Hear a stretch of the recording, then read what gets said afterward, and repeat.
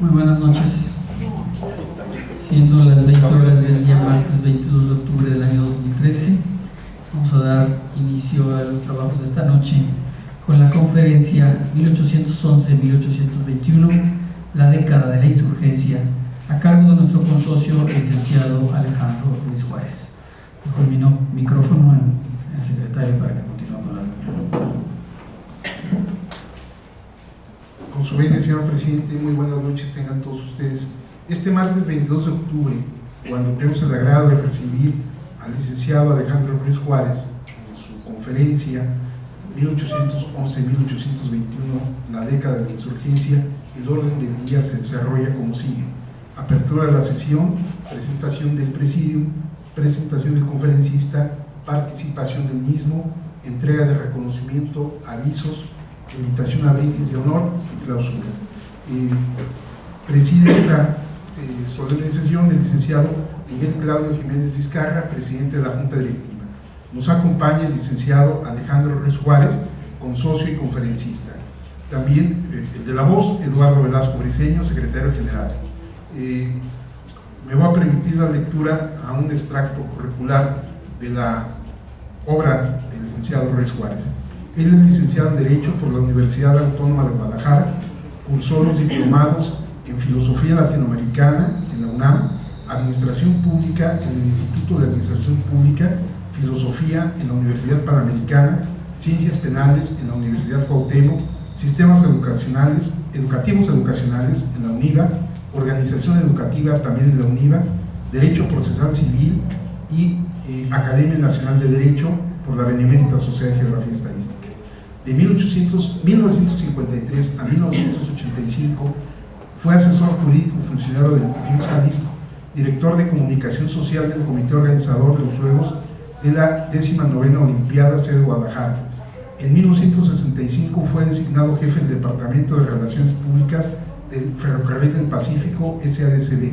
Se desempeñó de 1968 a 1970 como asesor jurídico del Honorable Ayuntamiento de Guadalajara, oficial mayor del Congreso del Estado en la legislatura la 48, director de comunicación social del Ayuntamiento de Guadalajara, director de comunicación social del Departamento de Trabajo y Previsión Social, asesor jurídico en la Secretaría General de Gobierno del Estado de Jalisco, director de la Junta de Mejoramiento Moral, Cívico y Material del Estado, ha sido el abogado del Departamento Jurídico del H. Consejo Municipal de Guadalajara. De mayo de 1999 a enero de 2003 fue director de Investigaciones Jurídicas y Políticas del Instituto de Estudios del Federalismo del Gobierno del Estado de Jalisco. Fue profesor de periodismo en el Instituto Pío XII en la UNIVA, catedrático de la Universidad Panamericana de Guadalajara, profesor de medio tiempo en la Universidad del Valle de Temajac, catedrático en la Universidad Cuauhtémoc, Campus Hidalgo de Guadalajara, profesor en la Universidad de Veracruz, UNIVER, desde 1994. Ha publicado en El Occidental y El Sol de Guadalajara. Fue corresponsal de los periódicos Novedades y The News en la Ciudad de México. Fue productor del noticiero de TV Canal 4 de Guadalajara y columnista de los periódicos El Diario y El Jalisciense de Guadalajara, y fue director del semanario La Opinión. De su autoría son el proyecto sobre la inclusión de trabajadores a domicilio varios en el régimen de seguro social, Guadalajara 1963, el ensayo sobre el libro de Sir William Beveridge, el seguro social y sus servicios conexos, Guadalajara 1963, la importancia de la publicidad en los consejos regionales de desarrollo, Monterrey 1970, y comentarios a la nueva Ley Federal del Trabajo 1970. Fue miembro fundador de Profesionales en Relaciones Públicas AC de Guadalajara, donde fue presidente en 1969. Es miembro de la Asociación Nacional de Publicidad, sección Jalisco, del Consejo Mexicano de Relaciones Públicas, es miembro de la Barra de Abogados Luis Manuel Rojas de Guadalajara y de la Asociación Nacional de Abogados. Recibimos con un aplauso al licenciado Alejandro Ruiz Juárez.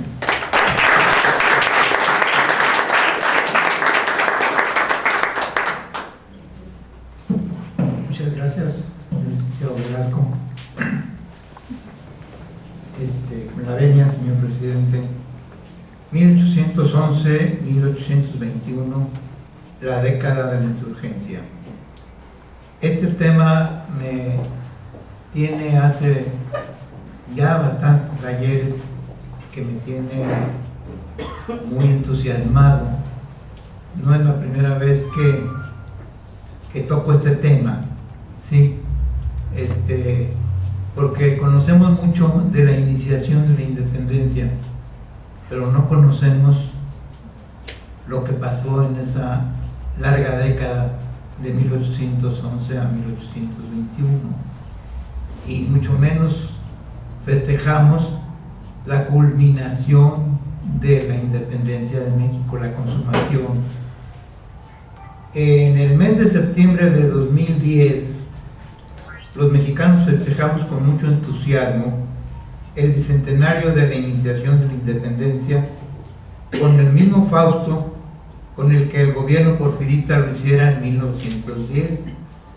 Pero lo que no se festeja es la culminación de esa lucha que costó miles de vidas a lo largo de más de 10 años de lucha prácticamente entre mexicanos, pues las fuerzas militares del coloniaje estaban compuestas en más de un 90% de criollos, mestizos, y las fuerzas insurgentes también con muchos criollos, con indígenas.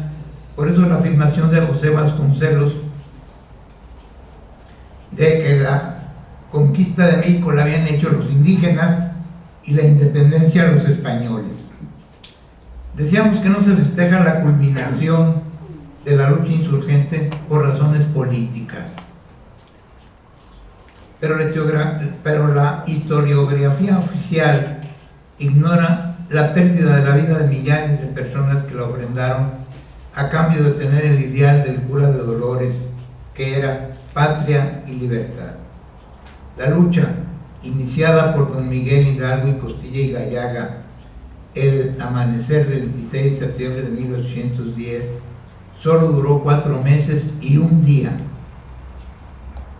pues el infausto 17 de enero de 1811, la insurgencia perdió prácticamente no una batalla, sino que pareciera que la guerra misma. Es decir, nos referimos al desastre que significó en esa fecha la derrota de las huestes insurgentes, que sumaban, según cálculos de unos, más de 70,000 hombres, en contra de menos de 20,000 realistas comandados por Félix María Calleja del Rey, que 3 días después entró a la ciudad de Guadalajara, donde cobró sangrienta venganza en contra de quienes habían dado apoyo al cura Hidalgo. No es el momento ni el tema referir este desastre, que muchos atribuyen a la mala suerte, otros a la estrategia equivocada, otros a la disciplina del ejército realista. Pero Hidalgo, despojado del mando militar por don Ignacio Allende, tuvo que huir por el rumbo de Cuquío a un lugar convenido si llegaba la derrota, la hacienda de Pabellón, cercana a la ciudad de Aguascalientes.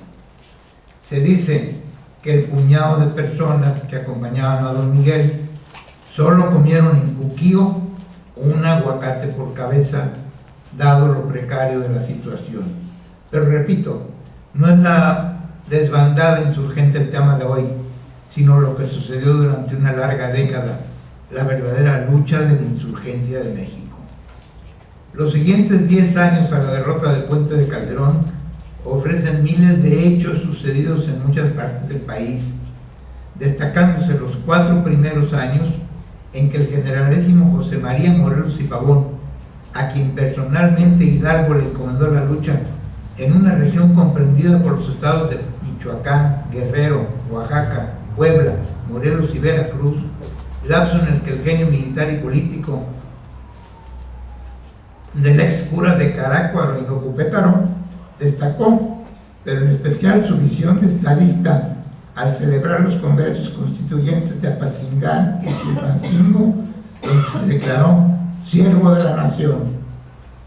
Precisamente Morelos descuidó un poco la acción militar para proteger personalmente a una caravana de carruajes que transportaban por la región al Congreso y donde surgieron las primeras dificultades entre el generalísimo y don Ignacio López Rayón, antiguo secretario, diríamos, de gobierno del cura Hidalgo, figura prominente en la lucha insurgente, quien como presidente del Congreso se erigió en jefe supremo de la causa, a lo cual Morelos declararía que a él solo le bastaría luchar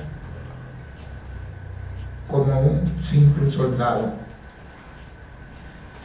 La historiografía oficial a que arriba hacíamos mención no ha valorado en su justa dimensión a Morelos, quien por 4 años mantuvo viva la llama de la libertad con sus triunfos a lo largo y ancho de la región que hemos citado, siendo particularmente notable la toma que hizo del fuertemente resguardado puerto de Acapulco. Y fue por proteger al Congreso que los realistas pudieron aprender aquel, y después de un juicio tan inicuo como el del cura Hidalgo, mandado fusilar en San Cristóbal de Catepec el día 22 de diciembre de 1815.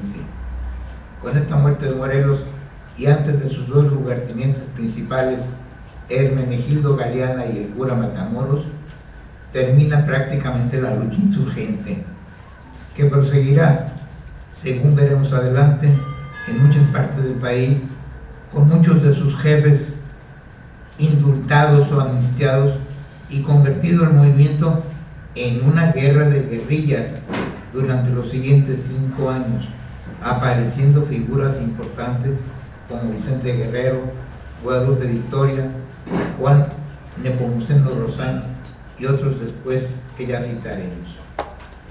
El relato de todo lo acontecido en esos 10 años de lucha ocuparía ríos de tinta, como ríos de sangre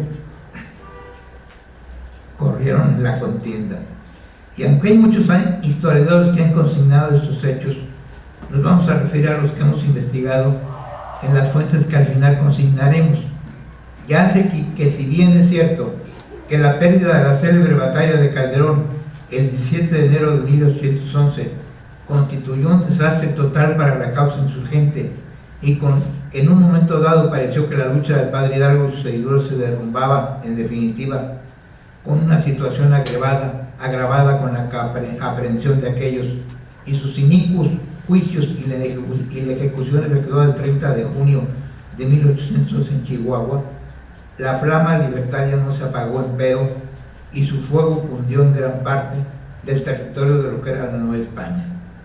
Quiero hacer mención especial a nuestra consocia, doña Paulina Carvajal de Barragán, que escribió un breve folleto consignando la batalla de Calderón. Decíamos arriba que fue mala suerte probablemente, porque aquellas huestes de miles de soldados insurgentes, armados algunos solamente con palos o con piedras o con etcétera, pues sucumbieron. Se dice que una granada o una bomba estalló en el polvorín de los insurgentes, causando el pánico en las filas insurgentes y corriendo estos por donde quiera para salvarse, lo que aprovechó Calleja con sus fuerzas, repito, bien adiestradas, militares, para imponerse. Pero en fin, esa es harina de otro costal.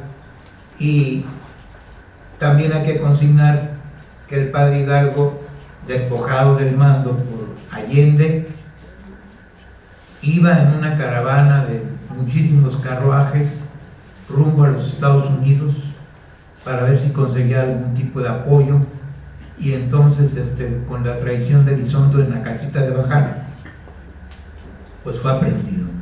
En el primer carro de la caravana viajaba Allende con su familia, y en el último carro viajaba el padre Hidalgo. Elizondo lo calculó todo, digamos, fríamente, y carruaje por carruaje fue deteniendo a los insurgentes. Una traición que después pagó Elizondo el mismo año de 1811. Hay que consignar como un dato histórico ¿Cuál fue el verdadero grito de independencia en Dolores, Guanajuato, la noche del 15 de septiembre de 1810? Pues desde don Lucas Alamán hasta don Carlos María de Bustamante difieren en cuanto a lo expresado por don Miguel Hidalgo, pues en tanto unos dicen que el grito fue a favor de Fernando VII, la Virgen de Guadalupe, la independencia y la libertad, otros manifiestan que además de estas expresiones, el padre Hidalgo expresó la idea de ir a coger gachupines, lo que en parte se cumplió en los 4 meses siguientes en distintos puntos de la ruta insurgente, pues la turba indisciplinada que lo acompañaba en su recorrido ejecutaba a cualquiera que fuera identificado como peninsular, portugués o español, atribuyéndose la mayoría de esos actos al torero José María Marroquín. Ya en esa época ya había festejos taurinos, considerado precursor también de la independencia y conmemorado con su nombre impuesto a una de las calles del centro histórico de la Ciudad de México. En cambio, a Iturbide solo se le conmemora con un callejón de 3 cuadras en el barrio de Santa Teresita. La lucha entonces duraría 10 largos años y la insurgencia estuvo presente en muchas latitudes del extenso territorio de la Nueva España, incluso lo que hoy es el estado norteamericano de Texas y la ciudad de San Antonio, hoy condado de Béjar, y que entonces, como los demás de México, pertenecía a la Nueva España. Pero repetimos, en una fase la lucha tuvo tácticas formales y en la otra, los últimos 5 años, una incesante actividad guerrillera, algo así como de pega y corre.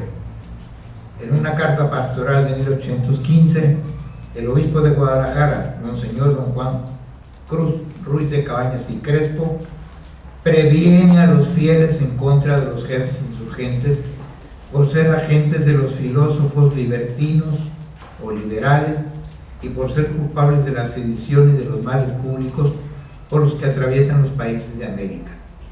En esta carta encontramos entonces la preocupación de la autoridad eclesiástica por los movimientos que en la mayor parte de Latinoamérica se sucedieron coincidentemente a partir de 1810. Es una coincidencia, pero casi todos los gritos de independencia en toda Latinoamérica se sucedieron en 1810, antes y después de septiembre. Cabe destacar que en la aprehensión del cura Hidalgo en la Catita de Baján, debido a la traición del infidente Elizondo, entre el grupo de insurgentes enviados a la prisión de Chihuahua y antes en Coahuila, estuvo el célebre Fray Gregorio de la Concepción, iniciador del movimiento en San Luis Potosí, que no sería ni el primer ni el último clérigo sumado a la causa de la independencia. Pero el criollo de la comitiva de Allende, el criollo Abasolo, salvó la vida gracias a diversas causas, pero trasladado a España, nunca volvió a su verdadera patria para ver la consumación de la lucha. A Abasolo lo encerraron en España muchos años, con ciertos privilegios, es decir, con ciertas consideraciones, pero lo encerraron, ¿sí? Y volviendo a Catita del Baján, en el primer carruaje iba don Ignacio Allende y su hijo Indalecio,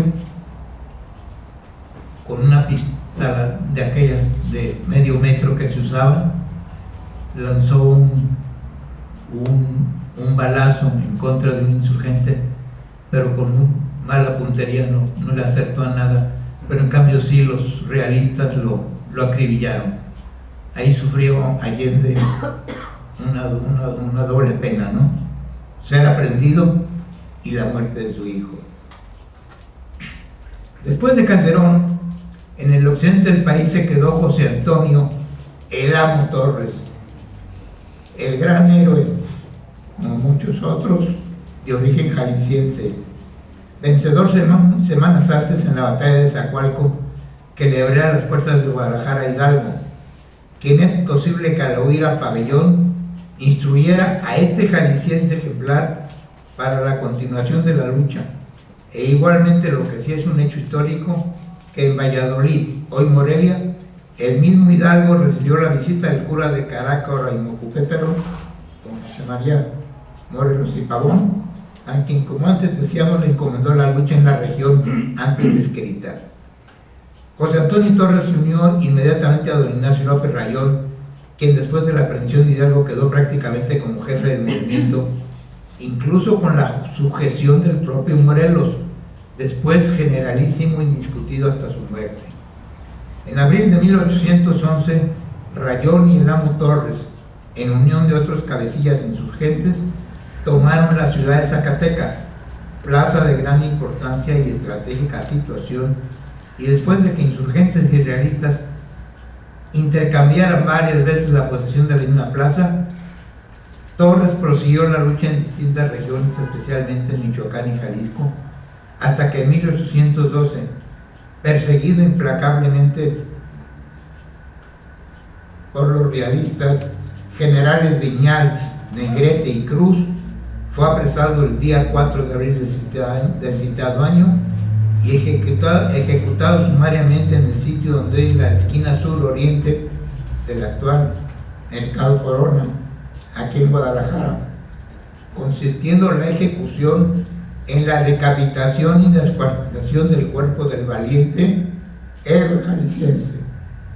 La aprehensión de Amo Torres fue en Pactaro, Michoacán, y su llegada a la capital del entonces Nueva Galicia fue celebrada por los españoles con fanfarrias y celebraciones burlescas para contrastar la entrada del mismo héroe a Guadalajara 18 meses antes, después de la batalla de Zacualco, donde murieron muchos jóvenes jaliscienses de ambos bandos. Torres conservó durante su breve detención una postura digna, oponiéndose a que lo encadenaran el cuello. Alzó la cabeza en señal de desafío a sus verdugos, que cumplimentaron la sentencia dictada en su contra en el lugar que citado, conocido en aquella época como la Plaza de Venegas. Otros precursores de la lucha en la región occidente fueron Godínez, Gómez, Portugal y el célebre Huidrobo, vencedor en la Barca casi al inicio del movimiento, destacándose también el no menos célebre teniente coronel José María Flores Alatorre. Es en este año 1811 cuando la lucha empieza en sí, tanto con enfrentamientos formales como con escaramuzas y acciones menores.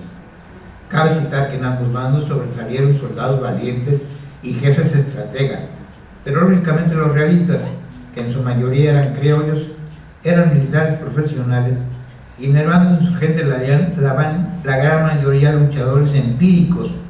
Pero de acuerdo a la mayoría de los historiadores que han estudiado a fondo este fenómeno social de la insurgencia, muchos de los que la peleaban no todos eran verdaderos patriotas, y se subieron al carro de la revuelta muchas gavillas de verdaderos bandoleros que solo asuelaban por donde pasaban, en detrimento no solo material de las poblaciones que depredaban, sino en daño a la causa en sí.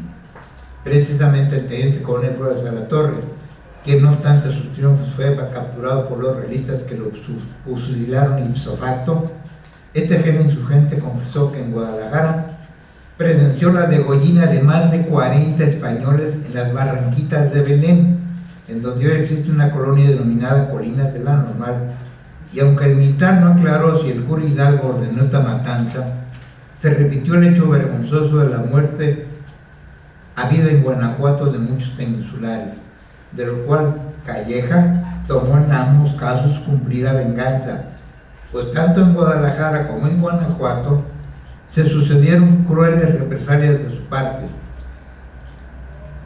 Curiosamente, Calleja, años más tarde, sería nombrado virrey de la Nueva España. Mención especial merece Lego Gallaga. Lego, no sé de qué orden, pariente lejano de don Miguel Hidalgo, valiente clérigo que al mando de 3,000 hombres tomó la población Zapotlán el Grande, Ciudad Guzmán, para luego ser derrotado por el general realista Pedro Celestino Negrete. Curiosamente, Pedro Celestino Negrete después promulgó la independencia de México en esta ciudad de Guadalajara. Pero, en fin, decíamos, eso es harina de otro costal. Esta derrota del Lego Gallaga fue el 6 de mayo de 1811, después de lo cual se unió a Sandoval y Cárdenas, jefes insurgentes de menor cuantía, sufriendo nueva derrota en Colima el 21 de agosto siguiente, cuando ya la fuerza insurgente que él mandaba era más de 5,000 hombres y 5 cañones. La vida de Lego Gallaga terminó pocas después en Tomatlán, en la costa sur de Jalisco, después de una disputa con Sandoval, que lo mandó fusilar sumariamente. No sé si quede claro que esta revolución de insurgencia se parece en algo a la después, 100 años después, Revolución Mexicana, ¿sí?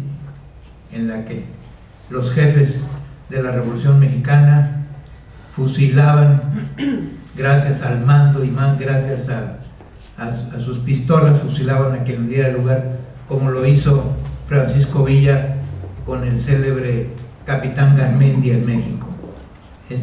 Este capitán Garmendia tuvo la osadez de criticar a Villa, y Villa le ordenó a su ejecutor principal, el célebre Rodolfo Fierro, que lo fusilara.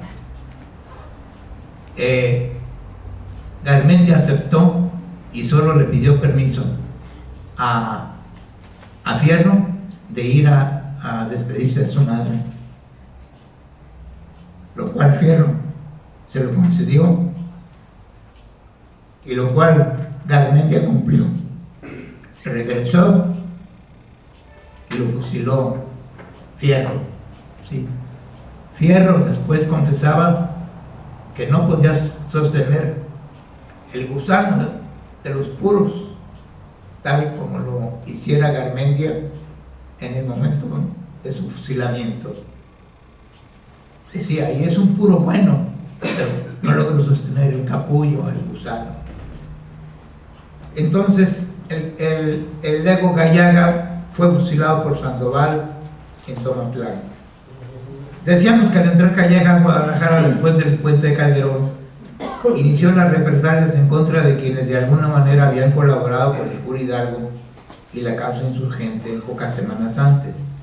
Mención especial merece el intendente Roque Abarca, a quienes ciertos autores atribuyen alguna colaboración con Hidalgo, o cuando menos disimulo, en tanto otros afirman que guardó las formas como representante del gobierno realista. Lo cierto es que una calle de Guadalajara lleva el nombre de este intendente, que en el mismo 1811 fue despojado de su cargo, embarcándose en San Blas, Nayarit, para dirigirse a Panamá, de donde continuaría a España para supuestamente rendir cuentas a la corona. Pero la muerte le sorprendió en aquel istmo panameño, falleciendo sin lograr aquel propósito y salvándose quizá de prisión o de penas por aquellas circunstancias de su cargo que le fueron atribuidas. Este Roque Abarca permitió el Te Deum con el que se celebró la entrada del cura Hidalgo a Guadalajara. Desde luego, y como general en jefe de las fuerzas realistas, Calleja afrontó las medidas para combatir lo que restara del movimiento independiente, y uno de sus primeros acuerdos fue enviar al brigadier José de la Cruz a combatir la insurrección en tierras de Nayarit, cuya capital Tepic estaba en manos insurgentes, y particularmente el entonces estratégico puerto de San Blas, tomado días antes por el prócer cura de Agualulco, don José María Mercado. Salió Cruz a combatir la insurgencia y primeramente tomó Tepic, prosiguiendo a San Blas, donde la víspera el infidente cura Verdín traicionara al cura Mercado, aprendiendo a sus seguidores, entre los que se encontraba su propio padre, del cura Mercado. Pero Mercado murió al precipitarse en un acantilado. Hechos que fueron magnificados por los realistas, al grado de que al regresar de la Cruz a Guadalajara, Por ello, o por coincidencia, se encontró con la noticia de que el virrey Pinega le había conferido la autoridad política y militar de la muy grande provincia de la Nueva Galicia, cargo en el que duraría hasta la consumación de la independencia de México, 10 años después, en 1821. José de la Cruz era general realista, había participado en enero de 1811 en una batalla cerca de Zamora, Michoacán, había triunfado y a marchas forzadas se vino hasta Calderón, en donde se encontró con Calleja, reforzando a Calleja en esta batalla infausta de Calderón. Este brigadier de la Cruz, que en 1821 se negó a proclamar la independencia de México, huyó a España, pero su memoria es infausta para los neogallegos. Había llegado a la Nueva España a fines de 1810, procedente del continente europeo, y al inicio de la independencia fue destacado a combatir en tierras de Michoacán. Fortuitamente, 3 días antes de la batalla de Puente de Calderón, de la Cruz venció cerca de Zamora una fuerza independiente que Hidalgo había dispuesto para contenerlo. Pero lo cierto es que este nefasto brigadier llegó a tiempo al sitio de la batalla cubriendo uno de los flancos de Calleja. Poco tiempo después de la Cruz, escribe al virrey Venegas respecto de la insurgencia y especialmente los hechos sucedidos en Sayula, Zapotlán el Grande, Zacualco, hoy de Torres, Zamora, Jiquilpan y La Barca, pero sucedáneamente aparece en la región de San Juan de los Lagos una gavilla insurgente comandada por Villarreal, y en Oaxaca, en el norte de Jalisco, otro cura, José Pablo Calvillo, libra singular lucha en contra de otro cura, José Francisco Álvarez del bando realista, que es derrotado por Calvillo en Colotlán. Ya vemos cómo en los dos bandos había clérigos simpatizantes de una u de otra causa. En el bando insurgente sobresalen los nombres de Luis Macías, Godínez, Cárdenas, Francisco Chávez, Juan Vadillo, Miguel del Río, Luébano, Béjar, Rentería y los hermanos Francisco y Gordiano Guzmán. Estos últimos atacan Zapoalquitic, Izapán el Alto y Tonila en fechas diversas, y a la muerte de Francisco, su hermano Gordiano fue el jefe indiscutido de la insurgencia en el sur de Jalisco entre los años de 1813 a 1816, año en que dejó sus correrías por Jalisco, Colima y Michoacán para unirse a las fuerzas del generalísimo Morelos y llegar a ser jefe de la guardia personal de este, o sea, un grupo denominado los famosos cuerudos. Gordiano Guzmán se amnistió, al igual que muchos otros jefes insurgentes, en esta época de 1816 a 1820, se amnistió y se retiró. Pero cuando la revolución de Ayutla en 1853, ya muy anciano, se unió a las fuerzas de Juan Álvarez de Comonfort, etcétera, para luchar en contra de la dictadura de Santa Anna. Es creencia general en relación a los hermanos Guzmán, originarios de Atoyac, Jalisco, que la hoy ciudad Guzmán y Tanzula de Gordiano no lleven una y otra el apellido del mismo insurgente, pero la realidad es que Zapotlán el Grande se denominó al parecer Ciudad Guzmán por Francisco, insigne insurgente según decreto del propio Cabildo Zapotlense.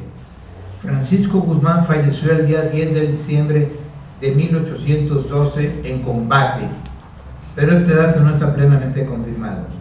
El brigadier de la Cruz ordenó el amurallamiento de Zapotlán el Grande y Zapoalquitic y formó, como en otros lugares del virreinato, la llamada tropa patriótica, especie de leva que tenía como fin combatir o ayudar a combatir a la insurgencia bloqueando sus acciones. Tropas que fueron disueltas por los mismos realistas a causa de sus desmanes. De un lado y de otro hubo desmanes, como en toda revolución. Cabe hacer notar que estando Zapotlán el Grande en una zona sísmica por su cercanía al volcán de Colima, el mismo día 31 de mayo de marzo de 1817 y el mismo día 31 de marzo de 1818 fue sacudida por fuertes terremotos que ocasionaron grandes daños. En esta guerra de independencia, y particularmente en la región del occidente de México, tuvieron gran importancia los hechos sucedidos en el lago Chapala de 1812 a 1816.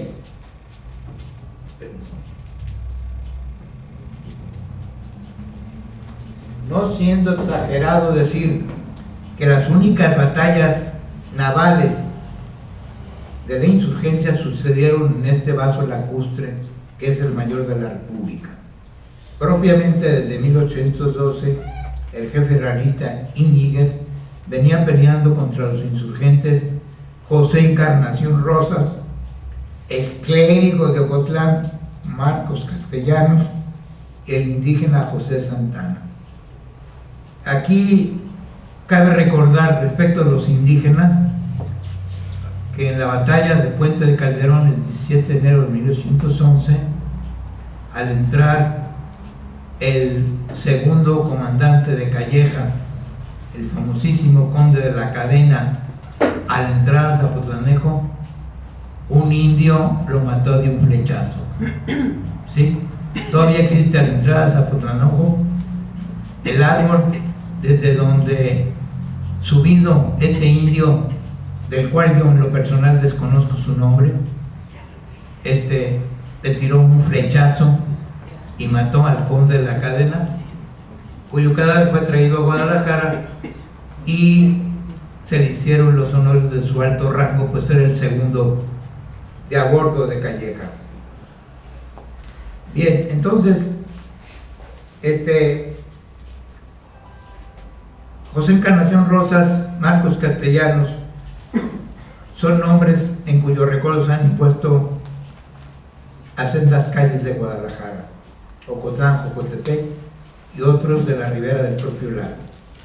Los realistas no pudieron limpiar al insurgente de la comarca respectiva y en especial sus ataques a la isla de Mezcala no tuvieron éxito, a pesar de las decenas de acometidas que en lanchones construidos en San Blas y llevados penosamente hasta el lago hicieron contra los defensores de la isla, en la cual brilló intensamente el heroísmo del indio Santana. Ya veremos más adelante cómo de la Cruz, en una rara muestra de magnanimidad de su parte, celebró un pacto con aquellos defensores para poner fin en 1816 al sitio de la isla. Sin embargo, las fuentes consultadas no clarifican el destino final de los caudillos de Mezcala. Solo se sabe que el clérigo Castellanos volvió a su ejercicio ministerial en Ajijic y que Santana murió olvidado en 1852, ignorándose la suerte de José Encarnación Rosas. En 1817 tienen lugar los acontecimientos en la región de Lagos, hoy de Moreno, en honor precisamente del máximo héroe insurgente regional, junto con el amo José Antonio Torres, don Pedro Moreno, quien desde 1814 se había trincherado en el Fuerte del Sombrero, junto con un grupo de sus seguidores, a los cuales se les unió el patriota español don Francisco Javier Mina. Francisco Javier Mina es creencia general que vino solo de España, y no es cierto. Francisco Javier Mina vino acompañado de un grupo numeroso de españoles que habían peleado la lucha de insurgencia de España contra Napoleón. Napoleón y su ejército invadió España hacia 1808, encerró en Bayona, Francia, a Carlos IV y a Fernando VII, hizo abdicar a Carlos IV en favor de Fernando VII, a Fernando VII en favor de él mismo, de Napoleón Bonaparte, y Napoleón a su vez designó como rey de España a su famoso hermano José Bonaparte, denominado graciosamente Pepe Botella, por su afición al etilismo. Entonces Mina se vino con este grupo grande de gente, llegó primero a Nueva Orleans, luego llegó vino a Tamaulipas, y de Tamaulipas No se sabe la fuente exacta de cómo supo de don Pedro Moreno, pero el caso es que vino y lo acompañó. Y curiosamente, otra traición en el Fuerte del Sombrero hizo que el general realista Armijo aprendiera a don Pedro Moreno y al propio Mina y prácticamente los fusilara. ¿Sí? Entonces Francisco Javier Mina era un español que había luchado contra Napoleón Bonaparte, pero al triunfo de la insurgencia española, Fernando VII regresó a España, asumió la corona, y el desencanto de Mina y sus seguidores fue que derogó la Constitución de Cádiz, una constitución magnífica, una constitución liberal, y eso provocó el disgusto de Mina, que mejor se vino a hacer la independencia acá a México. Los insurgentes lograron victorias en esta etapa en San Juan de los Lagos, en la hacienda del Jaral, logrando las fuerzas realistas tomar por fin el Fuerte del Sombrero el día 20 de agosto de 1817, logrando para su causa la muerte de don Pedro Moreno el día 20 de octubre siguiente, terminando así la segunda etapa de la insurgencia en Jalisco.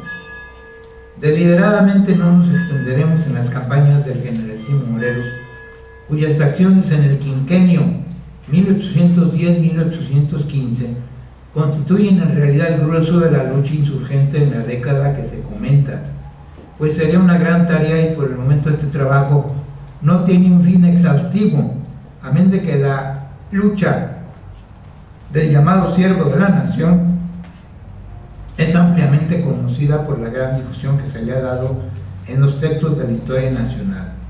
Basta decir que Acapulco cayó en poder de las fuerzas comandadas por Morelos el día 12 de abril de 1815 y con ello se acrecentó el comercio marítimo hacia el puerto Nayarita de San Blas, con la consiguiente derrama de ingresos hacia la Intendencia de Guadalajara, que controlaba esos ingresos, aunque es de hacerse notar que a lo largo de la década la situación financiera del virreinato fue prácticamente un desastre. Y si esto pasaba con las fuerzas virreinales, debemos imaginar las penurias económicas de los insurgentes, que en muchos casos, e igual que sus enemigos, se daban al saqueo y al pillaje para subsistir. Habíamos visto anteriormente cómo a la aprehensión de Hidalgo y del nuevo generalísimo Ignacio Allende asumió el mando insurgente don Ignacio López Rayón como jefe supremo, quien ordenó el fusilamiento de uno de sus principales lugartenientes de apellido Iriarte para preservar la disciplina en las filas insurgentes. El generalísimo Hidalgo ganó la batalla del Monte de las Cruces entre octubre y noviembre de 1810 y no quiso tomar la Ciudad de México, probablemente para evitar un gran derramamiento de sangre. Esta acción que muchos historiadores atribuyen a un temor de Hidalgo, etcétera, no es cierto. La causa fue que no quiso que la turba, que ya para esos momentos Hidalgo traía de 20 o 30 mil gentes armados en un 99% con palos y con piedras. La única corporación militar efectiva eran el regimiento de dragones de la Reina del capitán Ignacio Allende. Decíamos entonces cómo a la aprehensión de Hidalgo y del mismo generalísimo Ignacio Allende asumió el mando Ignacio López Rayón. Entonces Rayón había logrado en ese año de 1811 tomar Zacatecas después de vencer al realista Ochoa en Piñones, y que otro jefe insurgente de la misma época, en Parán, venció al propio general Calleja en la acción del rancho del Maguey. Luego Rayón tomó las poblaciones michoacanas de La Piedad y Zamora y se dirigió a Zitácuaro, Michoacán, lugar donde la insurgencia tendría acciones importantes en el curso de la guerra. El virrey Venegas forma en este tiempo la llamada guerrilla volante de los realistas para combatir a las partidas insurgentes, guerrilla que fue desmantelada, decíamos, por los desmanes que sus miembros cometían. En ese mismo año de 1811, Emparán es derrotado en Zitácuaro, pero la guerrilla insurgente, de las cuales hubo muchas, cobró fuerza en el mismo Michoacán. Cabe hacer notar que Lamo Torres atacó 2 veces sin éxito a Valladolid, hoy Morelia. La buena estrella inicial del esforzado insurgente jalisciense declinó notablemente hasta su captura y muerte antes reseñada. En la Nueva Santander, o sea, lo que hoy es el estado de Tamaulipas, la acción insurgente se dejó sentir, al igual que en el Bajío o en la Costa Grande de Guerrero. Verdaderas bandas o gavillas insurgentes pusieron en práctica la táctica precisamente de guerra de guerrillas, poniendo en jaque a las fuerzas realistas que poco a poco se fueron desmoralizando al combatir a un enemigo muchas veces invisible que lo hacía antes, decíamos, que hacía lo que antes decíamos, pegar y correr. En la campaña de Tamaulipas y San Luis Potosí se sucedieron acciones de armas muy importantes, como por ejemplo la batalla de Matehuala, donde murió el insurgente Villerías, apareciendo en la historia de México el tristemente célebre y nefasto, el hombre más nefasto en la historia de México, Antonio López de Santana, que muy joven ya figuraba como cadete realista. López de Santana, el padre, Santana, a la orilla del río de San Jacinto, se echó una siestecita que aprovecharon los norteamericanos para sorprenderlo dormido, aprenderlo, y duró 1 año como presidente de la República, prisionero en San Antonio, Texas, al grado de que los estadounidenses lo llevaron hasta Washington para que saludara al presidente Polk. Santana, él declararía años más tarde que él nunca quiso ser el líder que fue, sino que éramos los mexicanos los que lo traíamos y que le rogáramos que viniera. Pero en fin, así se escribe la historia. Coincidiendo con las victorias iniciales de los insurgentes desde la capital del entonces Nueva Galicia, había salido hacia el noroeste del virreinato el caudillo José María González de Hermosillo, quien tomó parte en importantes acciones militares que le valieron la posesión de Culiacán y la capital de lo que hoy es el estado de Sonora, que lleva en su honor su apellido. Es decir, Hermosillo se llama así por destacado insurgente, que fue derrotado en Piatla, reconquistando los realistas Sonora y Sinaloa, y también recobraron Nayarit, donde se dieron los sucesos ya relatados de San Blas y Tepic. El doctor don Fernando Robles, originario de Mezquitic, Jalisco, socio de esta benemérita, mi vecino de calle, un gran amigo, me hizo favor hace unas 3 semanas de darme un legajo conteniendo una gran parte de las memorias y de la vida del general insurgente Juan Nepomuceno Rosales. Deliberadamente, por respeto al tiempo de ustedes, no quise incluir nada del general Rosales, pero sí considero que junto con Vicente Guerrero, Guadalupe Victoria y otros,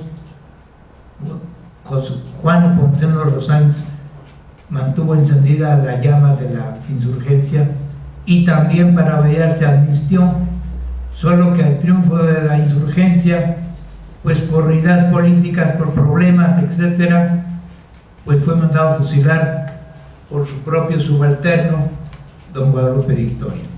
y por su atención. Gracias.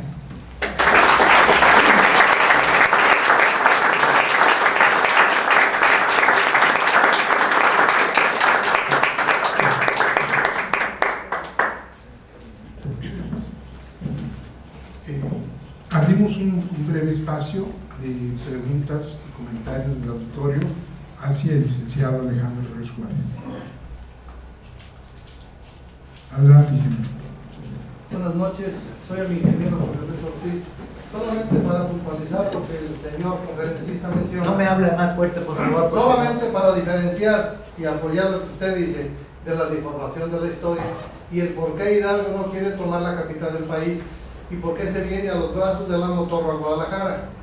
Don Miguel Hidalgo traía cerca de 70,000 gentes ya en sus tropas, y acuérdense ustedes que siempre hubo discrepancias con Allende, por la que Allende quería ser quien encabezara el movimiento, y Allende le dice que tome la Ciudad de México, y dicen que él, por contradecirlo, mejor se viene, que Lamo Torre le tenía a Guadalajara ya una capital, un estado fuerte, y mejor se viene a Guadalajara.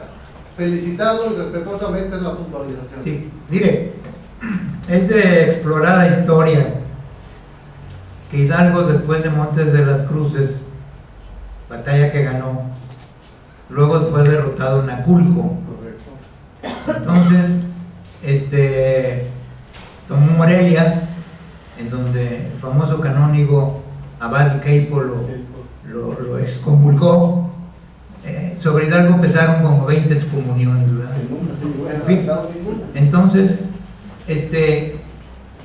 yo en lo personal no conozco exactamente por qué, después de la toma de Guanajuato y de Monte de las Cruces, por qué se vino Hidalgo a Guadalajara. La realidad es que el decreto de la abolición de la esclavitud lo promulgó Hidalgo varias veces. Las primeras 2 veces en Morelia, otra en Guadalajara, y la definitiva el 6 de diciembre de 1810. Yo tuve una relación muy estrecha con el extinto cónsul de España, don Jesús Dilla Gutiérrez, y amistosamente, pero diferíamos en cuanto al 6 de diciembre, porque él decía que no había habido esclavitud en la Nueva España, y yo le sostenía que sí. Hay un texto de la extinta maestra Lucía Arévalo Vargas, hay un texto editado por el gobierno del estado hace unos 20 años, cuyo tema es precisamente ese, la esclavitud en la Nueva Galicia, en donde Lucía Arévalo relató casos reales de la esclavitud. Es decir, el decreto del padre Hidalgo fue un decreto de una gran importancia para la América española.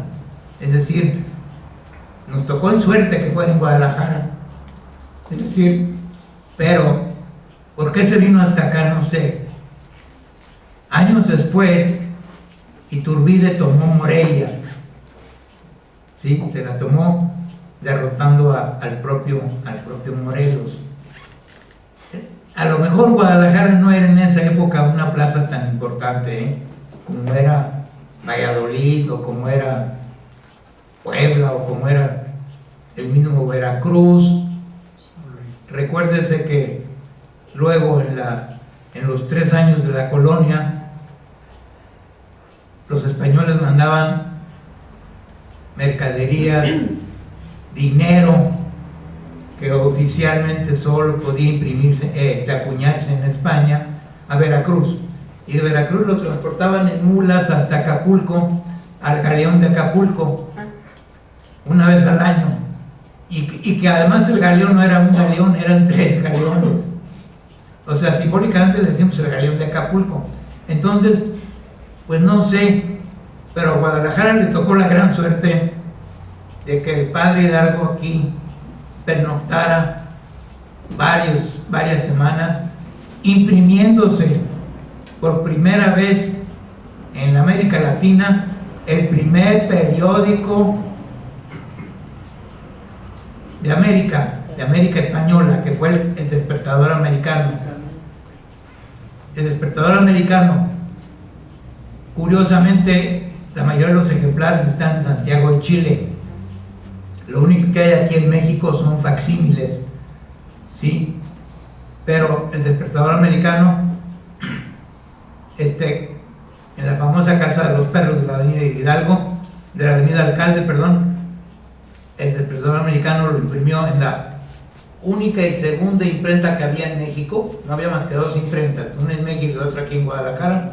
Imprimió el despertador americano, el famoso cura de mascota Francisco Severo Maldonado, que después se cambió a las filas realistas y luego se volvió a cambiar a la insurgencia, al triunfo de la insurgencia.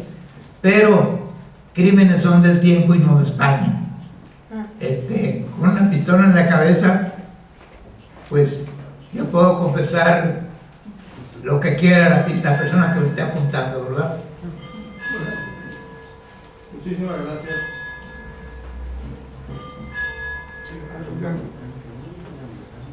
Sí, tengo entendido que antes de la imprenta de Guadalajara hubo otra en Puebla y otra en Oaxaca. Yo el dato que tengo es que no había más que 2 imprentas, la de México y la de aquí de Guadalajara, en la Casa de los Perros.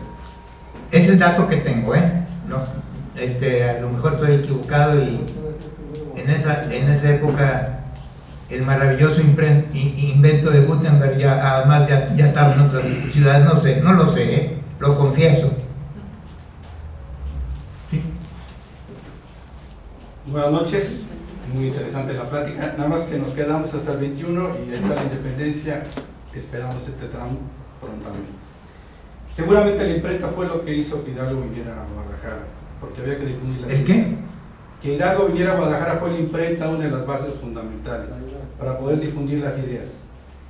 Hay una carta que escribe Hidalgo con respecto a por qué no entra a la Ciudad de México, que está en el libro de Castillo Ledón, la persona de Nayarit, y dice fundamentalmente que se le acaban las habituallas, que ha perdido mucho para su materia de guerra y que tiene que regresar porque no es factible intentar la toma de la Ciudad de México sin estar habituallado.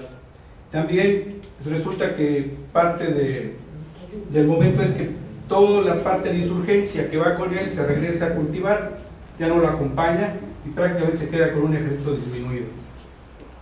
En el asunto de Pepe Botella no tomaba, Pepe Botella era muy moderado para tomar. José Bonaparte, en un libro español que tenemos por ahí en la historiografía, era un hombre muy fino y muy pulcro en tomar. Se le inventa esto porque al pasar por Alcatorra o un lugar de España, al ejército español le roban todas sus habituallas y todo su vino, lo dejan sin vino, lo cual parece muy lógico. Y para poder revituar a sus tropas, toma o requisa todos los vinos, de ahí se gana el mote. Pero el cuate era muy fino para tomar, era una persona que no tomaba en demasía. Y regresa cuando cae su hermano, va a Estados Unidos, y hay una anécdota interesante porque él es el fundador de toda esta vía de ferrocarriles, se mete al negocio de los ferrocarriles con el dinero que trae de España, seguramente de España sí pudo sacar algo de dinero de lo que se quedó con él, y en España lo busca Javier Mina para pedirle presupuesto para venir a México, y dice Simón Bolívar en el libro, en uno de los libros que he leído, La vida de Simón Bolívar, dice que no creyó nunca en la misión que traía Javier Mina, por venir como muy disímbola, por venir con mucha gente que se adhirió a su plan.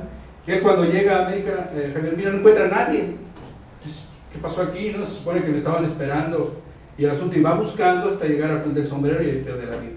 Pero ya no había focos insurrectos, simplemente Javier Mina hace este periplo para encontrar insurgentes que lo vienen encontrando muy lejos. Perdón, pero son comentarios. Mire, lo de Pepe Botella fue lo que hoy llamaríamos una mala campaña de relaciones públicas o de marketing. ¿Sí? Los españoles miren, hubo un político jalisciense muy destacado que murió en 2008 a los 95 años de edad, don Francisco Galindo Ochoa. El don es mío, pero realmente Galindo Ochoa no llegó ni a la secundaria. pero era un hábil publirelacionista político.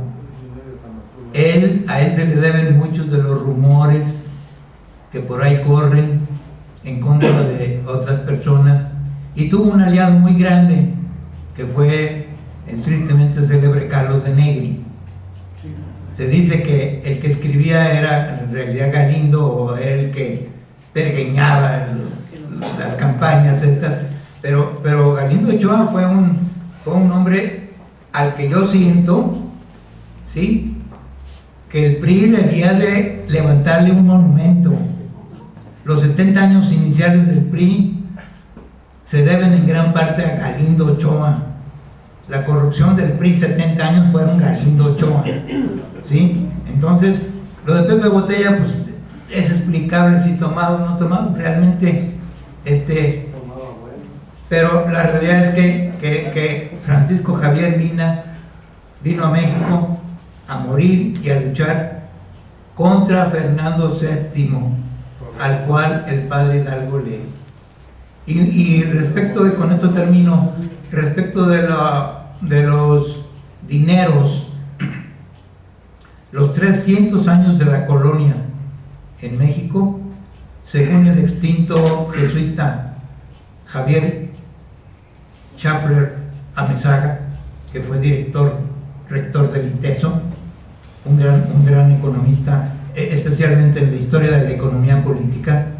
Él dice que en los 300 años de la conquista, del coloniaje, los españoles sacaron de México y Perú 5,000 toneladas de oro,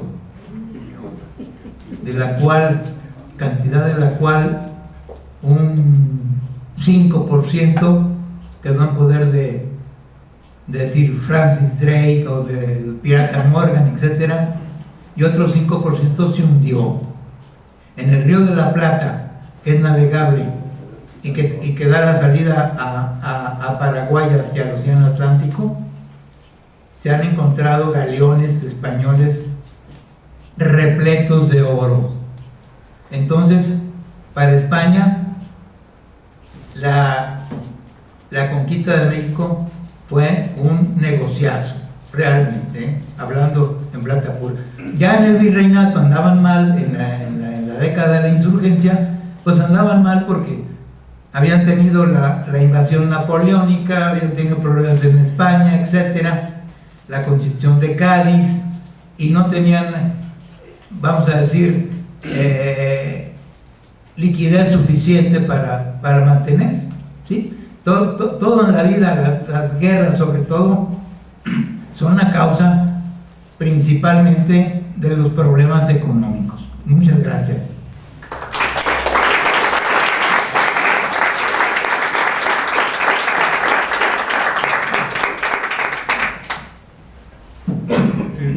Agradecemos y felicitamos al licenciado Alejandro Ríos Juárez por esta magnífica conferencia.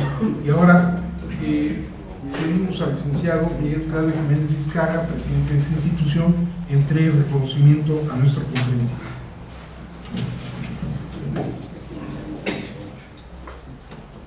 La Benemérita Sociedad de Geografía y Estadística del Estado de Jalisco, Asociación Civil, institución científica y cultural instalada el 27 de septiembre de 1864, por mi conducto, otorga el presente reconocimiento a nuestro consocio, el licenciado Alejandro Ruiz Juárez, por su participación en las actividades organizadas por esta institución con la conferencia 1811-1821, la década de la insurgencia, misma que se llevó a cabo en las instalaciones de nuestra casa sede, cumpliendo así con el compromiso de presentar un trabajo anual y con el objetivo fundamental de esta benemérita institución, que desde su fundación ha sido el estudio y la divulgación de la ciencia y la cultura.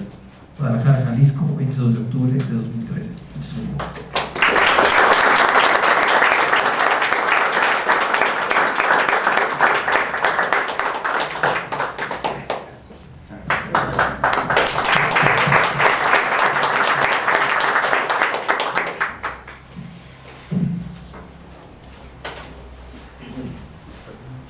Me permito ahora leer los siguientes avisos.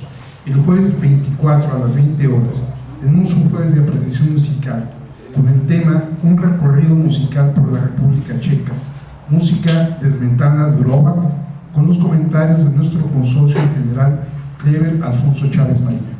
El martes 29, también a las 20 horas, se presenta el libro Nace un pueblo, de nuestra consocia, la doctora Leticia Maldonado Magaña, con los comentarios de nuestros consocios, el licenciado Rubén Rodríguez García y el licenciado Samuel Gómez Luna Cortés. Antes de concluir, esta casa invita a ustedes a un brindis en honor de nuestro conferencista de la insurgencia, y nos dará tiempo para seguir platicando con el licenciado Ruiz Juárez.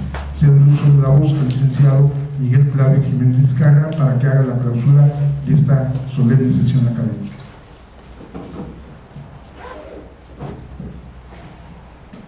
Pues siendo las 21 horas con 10 minutos del día martes 22 de octubre del año 2013, damos por concluida esta sesión. Muchas gracias a todos ustedes y buenas noches.